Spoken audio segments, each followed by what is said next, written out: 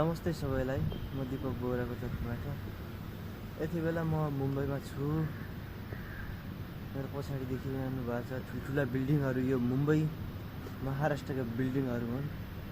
यो चाहिँ पिपल हो। प्राय पिपलको बोट घरमाथि किन रोपिन्छ भने पिपललाई अरू रुखभन्दा पनि सबैभन्दा शुद्ध मानिन्छ। अनि यो चाहिँ विभिन्न धर्म कर्म मर्दा पर्दादेखि जन्मदेखि मृत्युसम्म मानिसलाई सबैभन्दा बढी पिपल नै चाहिन्छ। र घरको छतमा पिपल छ। पिपललाई चाहिँ अरू रुखभन्दा पनि शुद्ध मानिन्छ। त्यही भएर यो चाडपर्वदेखि जन्म मृत्युसम्म विभिन्न धेरै कुराहरूमा पिपलको प्रयोग गरिन्छ। हाम्रो हिन्दू संस्कार अनुसार, अरू संस्कार अनुसार पनि होला, र विशेष गरी हाम्रो हिन्दू संस्कार अनुसार जन्मदेखि मृत्युसम्म विभिन्न चाडपर्व विभिन्न कुराहरूमा शुद्ध गर्नुको लागि हामीलाई यो पिपल अत्यन्तै जरुरत पर्दछ।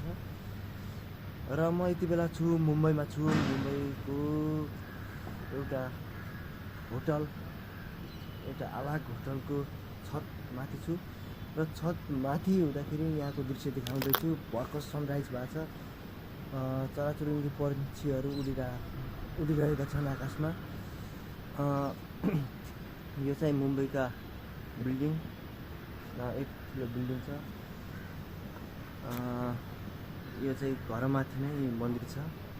यसरी आफ्नो आफ्नो बना हुन्छ, आफ्नो आफ्नो संस्कार अनुसार हुन्छ। नेपालमा पनि घरमाथि नै मन्दिरहरू हुन्छ। यहाँ पनि पिपलको बोट